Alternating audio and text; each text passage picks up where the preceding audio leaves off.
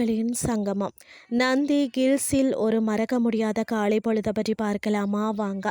பெங்களூரில் சுமார் 60 கிலோமீட்டர் தொலைவில் இருக்கும் இந்த நந்தி மலை தான், அதாவது சிக்கபல்லாப்பூர் மாவட்டத்தில் அமைந்துள்ளதா.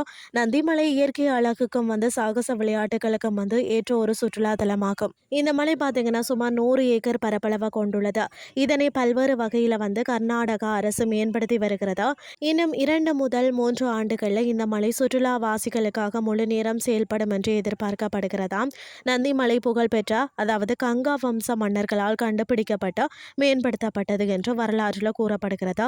இந்த மலையை ஆங்கிலேயர்களையும் திப்பு சுல்தானையும் உள்ளே வர விடாமல் பின்வாங்க செய்தது என்றும் கூறுவார்கள். நந்தி மலையில பார்த்தீங்கன்னா மழைக்காலங்கள்லையும் வார இறுதி நாட்கள்லையும் மக்கள் கூட்டம் அலை மோதும்.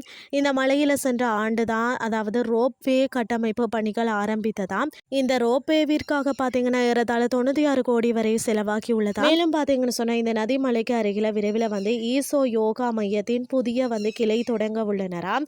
அதே போல நந்திமலைக்கு அருகில கோயம்புத்தூர்ல உள்ள சிவன் போல் 112 அடி அளவு மார்பளவு கொண்ட சிவன் உள்ளதாம்.